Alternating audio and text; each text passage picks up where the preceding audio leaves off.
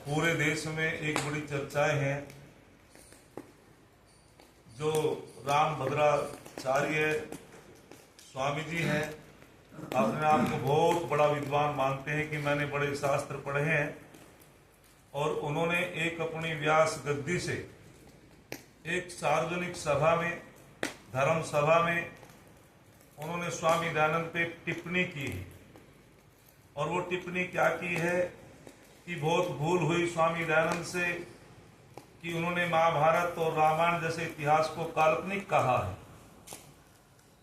लेकिन मैं निवेदन करना चाहता हूं, यदि स्वामी जी उस स्वामी सत्यार्थ प्रकाश को पढ़ते, अध्ययन करते राम भद्राचार्य जी, और उनका अध्ययन होता, तो वे ऐसी झूठी बात न कहती। बिल्कुल निराधार उन्होंने प्रक्षेप लगाया, आक्षेप लगाया है। हमारे शास्त्र कहते हैं वाचा अनृतम परुसूचना असंबधानी, वाणी से झूठ बोलना या किसी पे निराधार लाछन लगाना बहुत बड़ा पाप होता है। तो सन्यासी को अपनी मर्यादाओं में रहना चाहिए।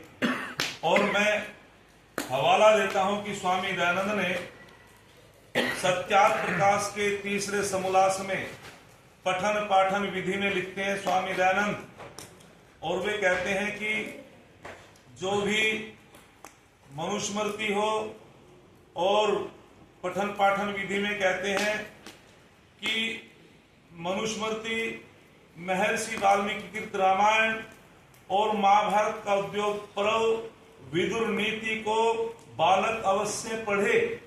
स्वामी दयानंद हवाला दे रहे हैं, क्योंकि बच्चों के अंदर जो दुष्ट व्यवहार है वो छूटेगा और सद आचरण को प्राप्त होंगे।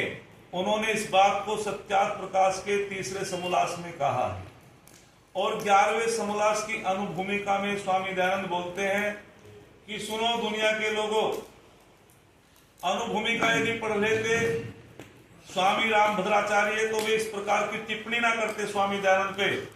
उन्होंने 11वें समोल्लास में सत्यार्थ प्रकाश की अनुभूमिका में स्वामी जी कहते हैं कि महाभारत से पहले एक ही मत था, वेद मत, और एक ही उपासना पद्धति थी, एक ही भाषा थी। महाभारत के युद्ध में विद्वान मारे गए और अनेक मतांतर उत्पन्न हुए वेद विरुद्ध।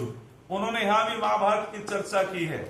और फिर वे कहते हैं सत्यार्थ प्रकाश के 11वें समोल्लास में कि जब युधिष्ठिर महाराज ने एक राष्ट्रीय यज्ञ किया था बहुत बड़ा, तो उसमें विदेशों के जो राजा थे, चीन का भगदत्त और अमेरिका का बब्रुभान, यूरोप का विडालाक्स, ईरान का शल्य, ये सब युधिष्ठिर महाराज के राष्ट्रीय यज्ञ में सम्मिलित हुए थे। ऐसा प्रमाण स्वामी दयानंद देते हैं। और आगे चल करके कहते हैं कि श्री कृष्ण भगवान जी का चरित्र महाभारत में पढ़ करके देखो, अति उत्तम चरित्र है। यदि महर्षि वेद व्यास के महाभारत में श्री कृष्ण भगवान का चरित्र पढ़ेंगे तो हमें पता चलेगा।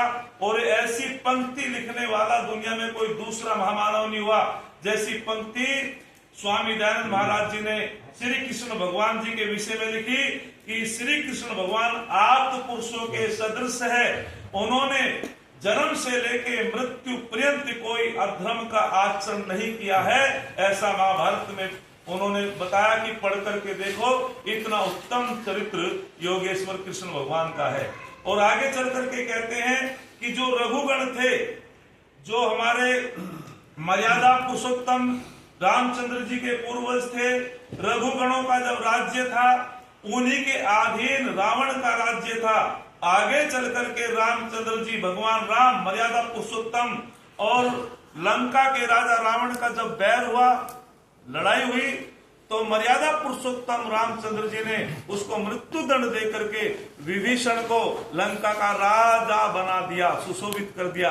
तो ये प्रमाण जो है स्वामी दयानंद देते हैं। छठे समोल्लास में स्वामी दयानंद कहते हैं, राजा प्रजा के विषय में बोलते हैं स्वामी दयानंद कि यदि आप राजा के क्या कर्तव्य होने चाहिए, प्रजा के क्या कर्तव्य होने चाहिए, तो छठे समोल्लास में वे उदाहरण देकर के समझाते हैं कि चारों वेदों का अध्ययन करो, उपनिषदों को पढ़ो, शुक्र नीति को पढ़ो, महाभारत को पढ़ो।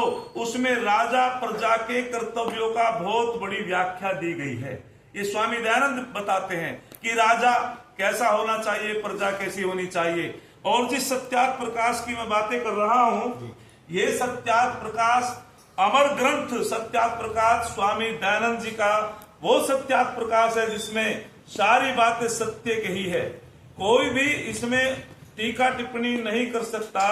तो बिना अध्ययन के किसी को चैलेंज करना ये बहुत बड़ी भूल है। और मैं आर्य समाज के आचार्य होने के नाते, स्वामी दयानंद का अनुयायी होने के नाते, मैं स्वामी रामभद्राचार्य जी से निवेदन करना चाहता हूं, आप या तो शास्त्रार्थ के लिए विद्वानों के सामने आए, अन्य अपनी सार्वजनिक रूप से उस व्यास गद्दी से, जैसे आपने स्वामी दयानंद पे टीका टिप्पणी की है, अपनी गलती मांगे और क्षमा प्रार्थी हो। अन्यथा हम शास्त्रार्थ के लिए आर्य विद्वान हर समय तैयार हैं। ये मैं निवेदन करना चाहता हूं स्वामी जी से।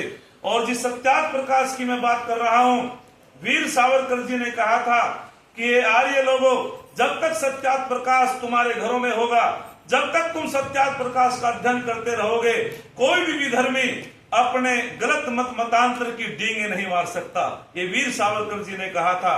और हमारे गुरुदत्त विद्यार्थी जो बड़े विद्वान थे, मेधा बुद्धि के थे, उन्होंने कहा था कि मैंने 18 बार सत्यार्थ प्रकाश को पढ़ा और जब भी मैं बार बार पढ़ता था, जैसे समुद्र में डुबकी लगाने वाले को बार बार नई नई मोतियों की खोज होती है, ठीक उसी प्रकार से मुझे नया ज्ञान विज्ञान प्राप्त होता रहा। मैं अपनी सारी संपत्ति को बेच करके भी इस सत्यार्थ प्रकाश को लूंगा।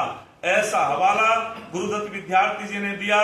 अधिक न बोलते हुए मैं इतना ही कहना चाहता हूं स्वामी रामभद्राचार्य जी से